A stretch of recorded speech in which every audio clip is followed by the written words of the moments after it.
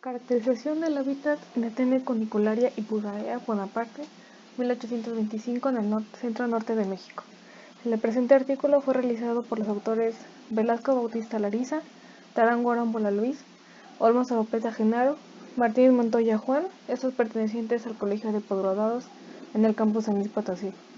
Ugalde Lezama Saúl, perteneciente a la Universidad de Chapingo en el departamento de Suelos, y Martínez Guerrero José, perteneciente a la Universidad Juárez del Estado de Durango, en la Facultad de Medicina Veterinaria y Zootecnia. En Norteamérica existen 3 subespecies de lechuza llanera.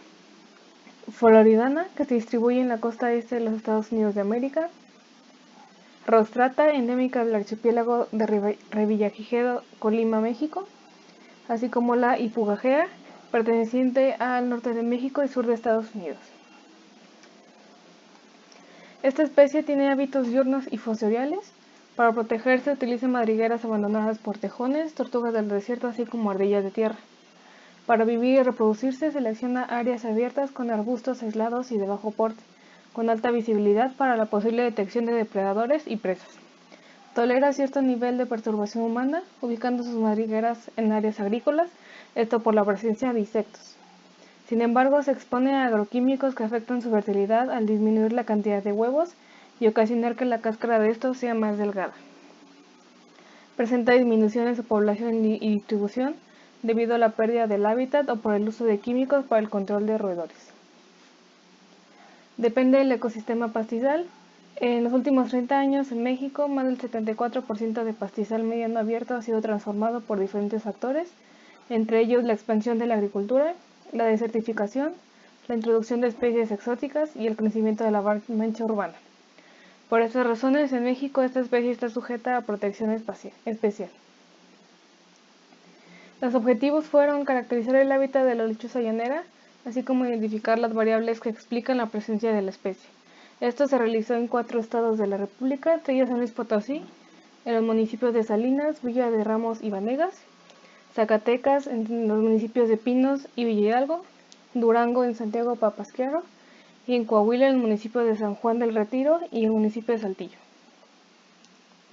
En los sitios de estudio existe cambio de uso de la tierra y ganadería extensiva, por lo que son representativos de las áreas con presencia de lechuza y de su problemática. Para la localización de las madrigueras se localizaron de mayo a octubre de 2018 en áreas abiertas con vegetación menor a 1 metro de altura, tanto madrigueras abandonadas como la consulta de los pobladores. Las madrigueras fueron reconocidas por la presencia de egacrópilas, remanentes de presas, excremento de ganado o pasto, y estas se georreferenciaron con un GPS Garmin X310 en coordenadas decimales y Dantu. Para conocer las variables relacionadas con la selección de madrigueras, se realizó un análisis de regresión Poisson utilizando un modelo lineal generalizado. Las variables se seleccionaron mediante el método de Stepwise. Se usó el valor de Z para calcular el valor de P de cada una de las variables y se consideró una P menor a 0.5. Para comparar los modelos y seleccionar el que mejor se ajustaba a los datos experimentales, se utilizó el valor de A y C. El mejor modelo de regresión Poisson tuvo una IC de 42.5. Para conocer la asociación entre madrigueras y variables del hábitat, se utilizó el análisis de correspondencias simples, y para conocer las posibles diferencias entre la densidad de especies y la cobertura del suelo, se aplicó la prueba no paramétrica de Crustel-Wallace con una significancia de 0.05.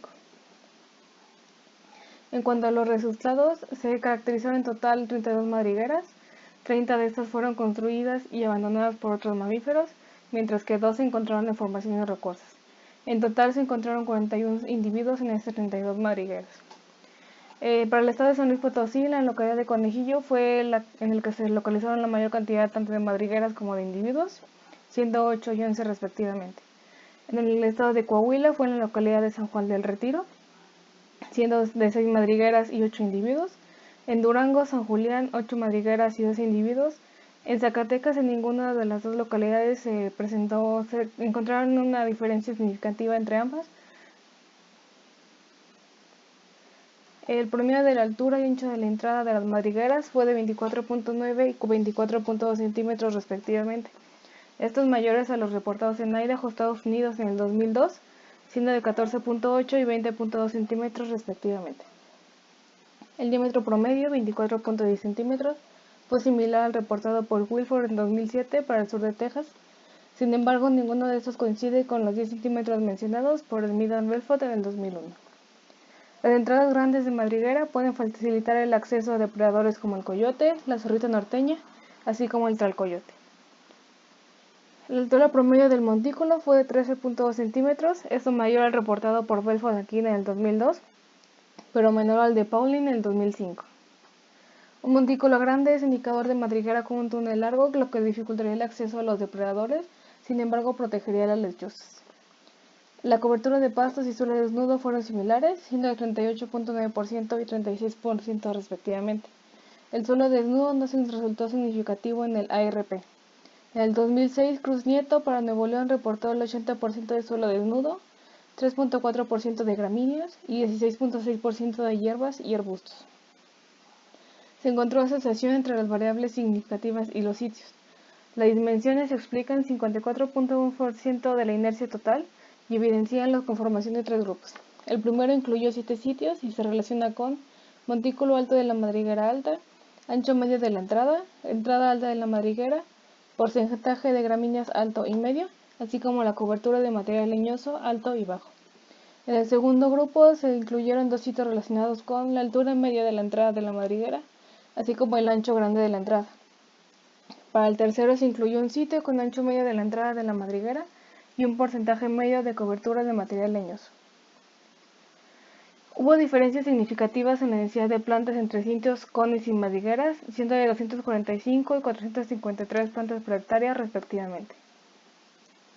Las madrigueras se ubicaron en sitios con una visibilidad promedio de 92% y una densidad de especies bajas. Esto coincide con los resultados obtenidos en 1993 por Plumpton y Scott respecto a que las lechuzas utilizan áreas con vegetación escasa.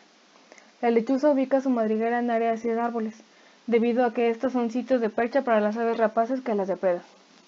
La lechuza llanera, por sus técnicas de caza, tales como correr, volar, suspenderse en el aire, así como observar de una percha, dependen de su vista, por lo que su cacería es baja en sitios con vegetación densa, cerrada y arbustivas altas.